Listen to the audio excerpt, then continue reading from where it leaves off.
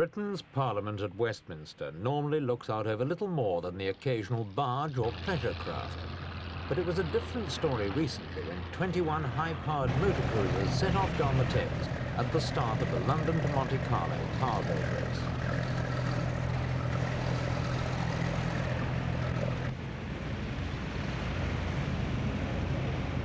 The race had never been held before, and so nobody knew quite what to expect, only that it was the longest powerboat race ever staged, and it was going to be tough.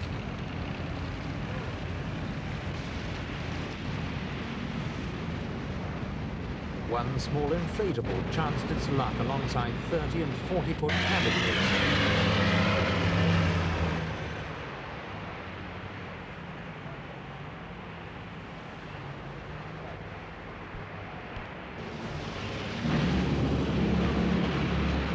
Not even Londoners will put up with a combined total of 10,000 horsepower blasting down the Thames at full throttle. So after the ceremonial start at Westminster, the boats cruised downriver to Barking Reach before opening up.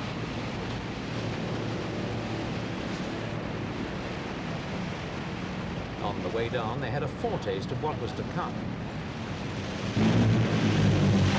Beyond the mouth of the Thames, the contestants faced a 14-stage journey of nearly 3,000 miles, down the French coast, around the Iberian Peninsula, and through the Mediterranean to Monte Carlo. Poor weather and mechanical failures soon took their toll, and by the time the race reached La Rochelle in France, only 13 boats were left. Leading the field was the British-entered HTS, a 3-year-old wooden racer powered by twin 250-horsepower diesels capable of pushing it along at over 50 miles an hour.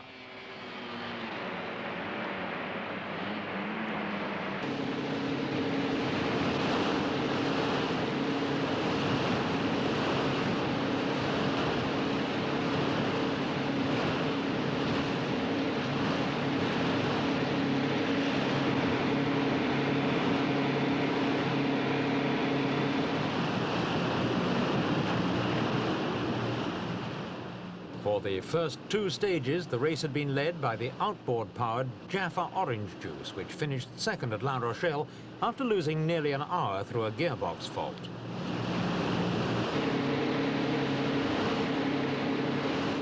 Ploughing on across the Bay of Biscay, the boats met some very heavy weather.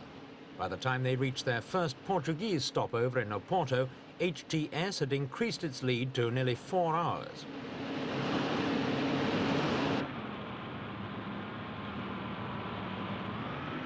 The Jaffa boat dropped down to 3rd place overall when a submerged rock off Cape Finisterre smashed its engines.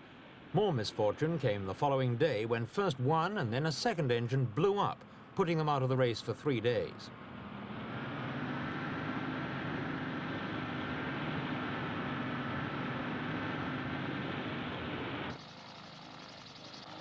From Oporto, there were smooth seas and fine sunny weather for the 158-mile dash down the Portuguese coast to Lisbon, and although Jaffa was temporarily out of the race, a new challenge to HTS soon appeared.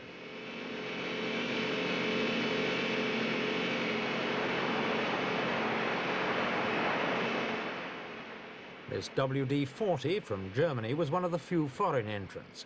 It had been doing increasingly well since La Coruña, and as a petrol-driven boat, it found the smooth seas even more to its advantage.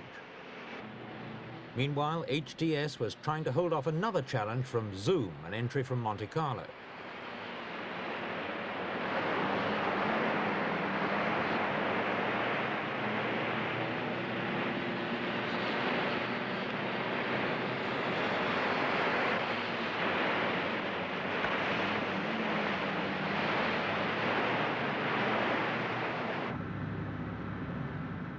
First to reach the finishing buoy was WD-40, winning its first stage of the race. There was a celebration beer for crew members Dr. Oskar Trost, Uli Schleifer and Horst Dietrich.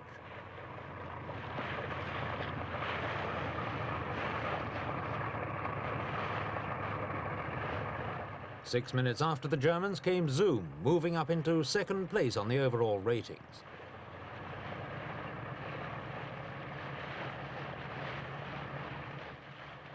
2 minutes behind Zoom came HTS, but skipper Mike Bellamy, driver Eddie Chater and navigator Jim Brooker had little to fear. They were still unchallenged overall leaders by nearly 9 hours.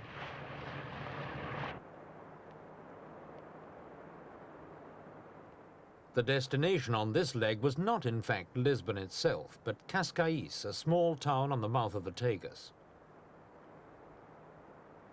Cascais was the halfway point, and with 1,500 miles behind them, the crews had had plenty of time to experience the many discomforts of powerboat racing. Engine noise, for example, was so loud, especially on the big diesels, that most crews felt giddy, almost drunk, for a couple of hours after the engines had stopped.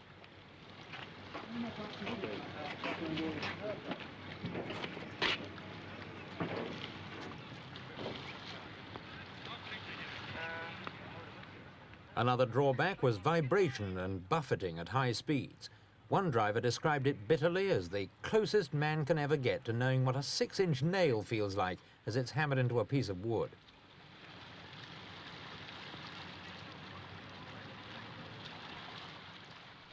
It's all the more remarkable then that the skipper of WD-40, Dr. Ascot Trost, spent most of the race with cracked ribs after an accident at La Coruña.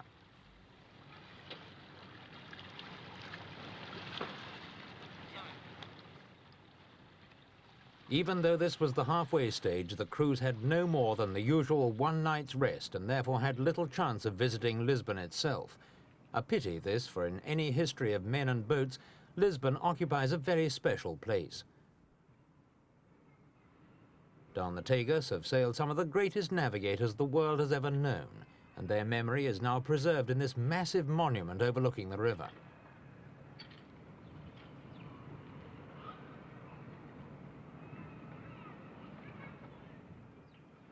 Prince Henry of Avis, better known now as Henry the Navigator, was the third son of King John I. It was he who, in the first half of the 15th century, commissioned and inspired the fantastic voyages of discovery which sent Portuguese explorers all the way around the world.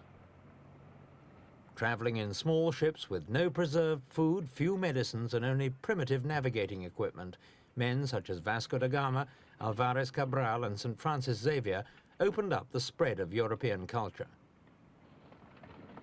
In terms of courage and achievement, they stand comparison with the moon explorers of our own day.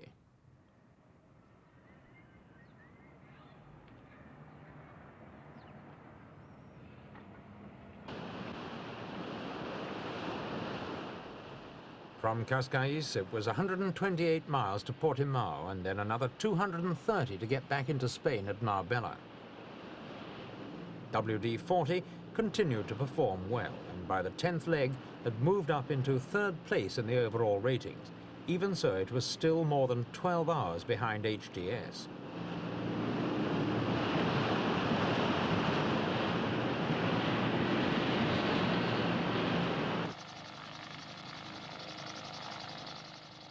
The race came back into French waters at the new port of La Grande Motte. With its fine yacht marina and its arresting architecture, La Grande Motte is one of the main features of a multi-million-pound development which the French government has sponsored along this part of the coast, in the hope of turning it into another Riviera.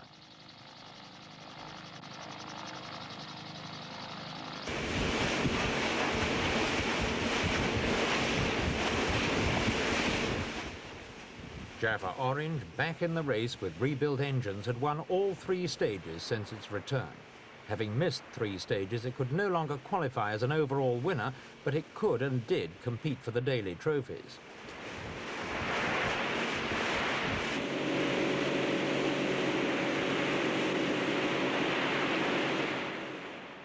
Still running second overall, Monte Carlo's Zoom had proved the surprise of the race. 5 years old, with an old-fashioned wooden hull, it had been dismissed by experts at the beginning as standing no chance in such a competitive field. But driver Gianfranco Rossi wasn't listening.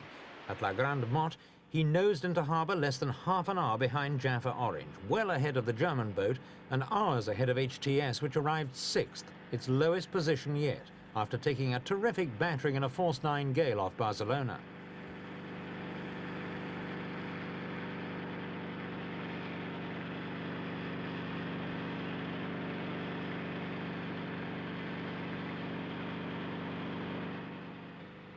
After La Grande Motte, only one more stage remained, the final 171 miles to Monte Carlo.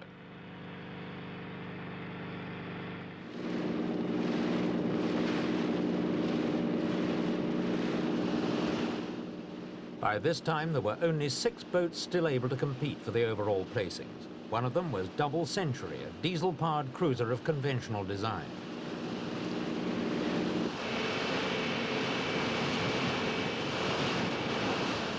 With an 8-hour lead, the HTS crew knew that only mechanical failure could stop them. Meanwhile, they were quite content to tag along behind Jaffa Orange.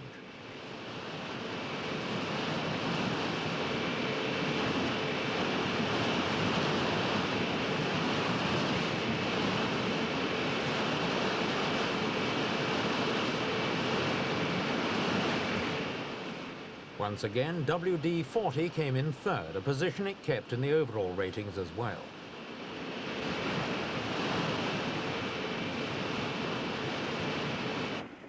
The honour of being first boat into Monte went to Jaffa Orange, which must have been some sort of consolation for the accidents and breakdowns which had robbed them of overall victory.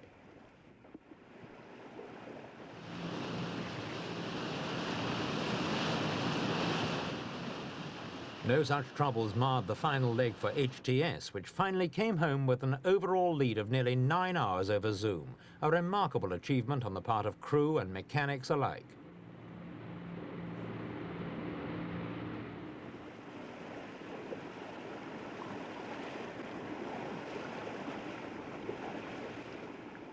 It had taken the winning crew just 71 hours, 35 minutes and 56 seconds of actual racing time to reach Monte Carlo, through rough seas and smooth at an average speed of 41 miles an hour.